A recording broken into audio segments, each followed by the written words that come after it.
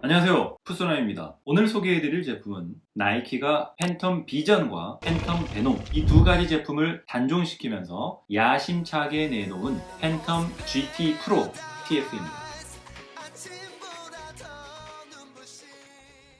이 팬텀 GT라는 명칭은 돌기를 뜻하는 Generative Texture의 앞글자 GT를 따서 만들어졌다고 하는데요. 이 팬텀 GT의 어퍼에는 무수히 많은 돌기들이 생겼습니다. 신발 전체에 적용된 이 돌출 패턴이 공의 최적의 회전을 일으켜서 공의 궤적을 더욱 수월하게 제어할 수 있다고 하는데요. 일단 일반인으로서는 쉽게 느끼기는 어려울 것 같네요. 부드러운 인조 가죽인 나이키 스킨이 적용되어서 내구성과 발을 잘 잡아주는 짱짱함을 제공한다고 하는데요. 사실 오래 사용했을 때의 내구성은 불안하긴 합니다. 어퍼가 좀 얇은 편이거든요. 팬텀 GT의 특징 중 하나는 비대칭 슈레이스입니다. 끈을 묶는 부분을 신발 정중앙이 아닌 중앙에서 왼쪽이나 오른쪽으로 배치한 구조인데요. 이러한 구조 대부분이 인사이드 쪽보다는 아웃사이드 쪽에 슈레이스를 배치합니다. 이러한 방식을 채택하는 이유는 공이 닿는 횟수가 많은 이 인사이드 부분의 면적을 넓혀서 슈팅과 패스 시에 슈레이스에 의한 방해를 최대한 없애기 위함이라고 합니다.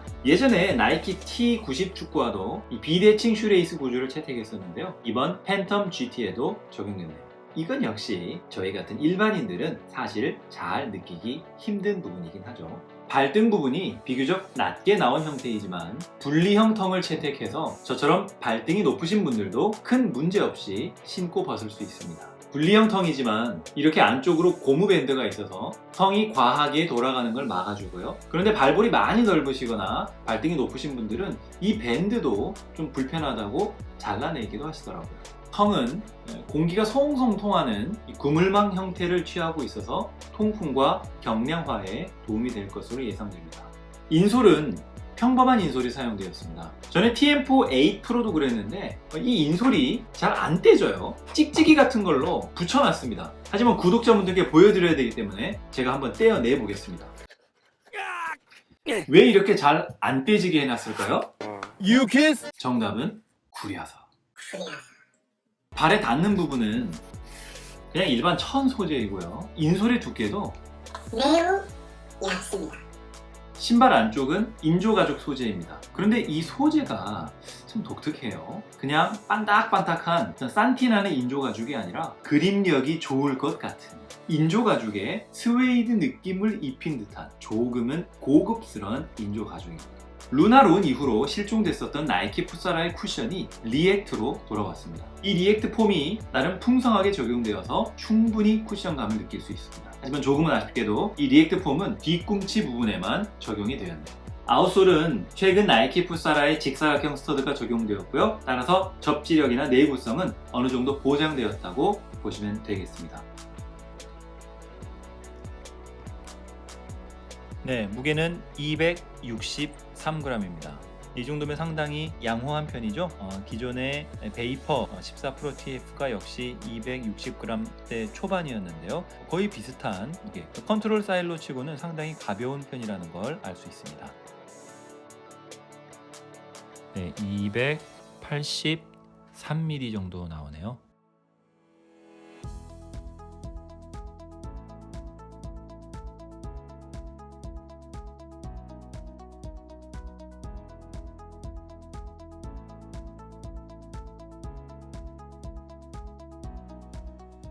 글쎄요. 뭔가 애매한 착화감입니다. 천연 가죽 어퍼처럼 포근하게 발을 잡아주는 느낌은 아니고요. 그렇다고 니트 어퍼처럼 발에 쫙 감기는 그런 느낌도 아니에요. 군데군데 빈 공간도 좀 느껴지고요. 특히 인사이드 부분에요. 하지만 미드솔의 쿠셔닝은 개인적으로 칭찬하고 싶습니다. 나이키 푸사라에서 루나론이 빠지면서 이전의 풍성한 쿠션감을 느낄 수 있는 제품들을 찾기 어려워졌는데요. 이 리액트 팬텀 GT 프로에서 나름 두툼하게 들어간 리액트 폼을 적용하면서 어느 정도 풍성한 쿠션감을 느낄 수 있게 되었습니다. 그리고 무게 측정에서도 확인했듯이 무게가 베이퍼급으로 가볍습니다. 컨트롤 사일로 치고는 상당히 가볍다는 느낌을 받을 수 있습니다.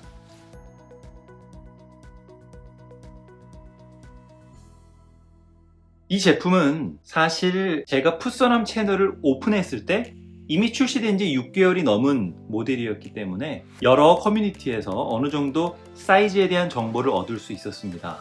일단 많은 분들이 길게 나온 제품이다 라는 의견을 보이셨고, 제가 보통 나이키 제품은 한 사이즈 업을 해서 280을 신는 경우가 많았기 때문에 조금은 도박하는 심정으로 제 정 사이즈인 275 제품을 개인 거래로 구입을 했고요. 결과는 다행히 잘 맞았습니다. 여기까지가 앞코이고요. 남는 부분이 별로 없이 거의 딱 맞는 느낌입니다. 발볼은 적당히 타이트한 느낌으로 잘 맞고요. 저보다 발볼이 넓으신 분들도 끈 조절로 어느 정도는 커버가 되시리라고 생각합니다.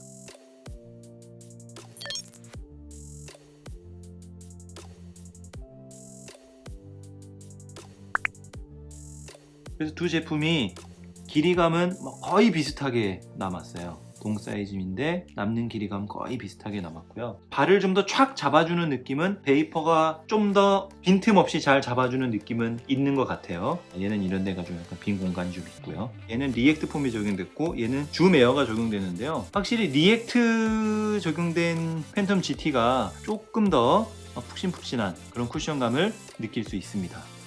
프레데터 프릭 플러스 270 사이즈고요. 길이감을 보시면 앞에 남는 길이감은 거의 비슷합니다. 발볼도 제 기준 크게 차이 나진 않고요. 하지만 역시 프릭도 이렇게 니트 형식으로 되어 있는 끈이 없는 신발이라서 전체적으로 빈틈이 거의 없이 촥 하고 잡아주는데 얘는 좀 여유가 좀 있죠. 그런데 이 부분을 기준으로 봤을 때는 신발의 족형의 형태가 프릭이 이 부분이 조금 더 넓은 것 같거든요. 지금 보면. 그런데 중족부 부분은 팬텀 GT가 끈으로 조절할 수 있기 때문에 조금 여유로울 수 있겠다. 눌러보면 팬텀 GT의 쿠션감이 확실히 좋구나 이걸 느낄 수 있어요. 프릭은 확실히 쿠셔닝이 거의 없습니다. 여기 진공핏을 만들어주는 게 여기 니트는 참 부드럽거든요. 여기 진공핏을 만든다고 이렇게 왜 그랬지? 왜 그랬을까요? 자, 길이감을 보시면요. 어떻게 보면은 고티드가 좀 많이 남는 느낌일 수도 있는데 이게 이제 토박스가 거의 없는 형태잖아요. 이렇게 거의 여유가 없다고 보시면 돼요. 그래서 남는 느낌은 제가 체감하는 느낌은 거의 비슷합니다. 두 제품 모두. 발볼도 요 앞부분도 좀 비슷하고 뒤꿈치 부분을 이렇게 눌러봤을 때는 라이트 스트라이크의 쿠션감도 만만치 않습니다. 이 뒤꿈치 부분은 두 제품이 모두 필적할 만한 쿠션감을 보여주네요.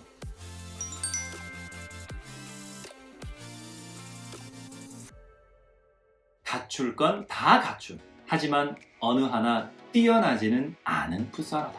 어퍼에는 컨트롤 강화를 위해 돌기가 적용되었는데요. 프레데터 프릭의 데몬 스킨에 비할 바는 못 되는 것 같고요. 발을 잘 잡아주기 위해 나이키 스킨이 적용됐는데 캥거루 거주 풋사라의 찹쌀핏이나 리코파 센스의 락다운 핏에 비할 바는 못 됩니다. 쿠셔닝에는 리액트가 적용되었지만 개인적으로 기존의 루나룬에 비할 때 아쉽다는 생각을 지울 수가 없네요. 하지만 반대로 고루고루 적당히 다 갖췄다는 게 장점이 될 수도 있겠네요. 적당히 가벼운 무게는 보너스이고요. 사실 제가 천연가죽 풋사라도 많이 리뷰해드렸고 개인적으로 저도 캥거루 가죽 풋사라를 가장 좋아하긴 하지만 우리 대한민국 축구 동호인들 맑은 날에만 공 차는 거 아니잖아요. 비 오는 날에 천연가죽 풋사라를 신고 뛰는 건 신발에 대한 예의가 아닌 것 같고요. 그래서 풋사라를 딱 하나만 사야 된다면 비가 오나 눈이 오나 신을 수 있고 두루두루 팔방미인인 팬텀 GT 프로 TF 추천드립니다. 사이즈는 정 사이즈를 추천드리고요. 오늘 살펴보신 내용이 팬텀 GT 프로 TF 제품을 선택하는 데 도움이 되셨나요? 지금까지 풋서남이었습니다.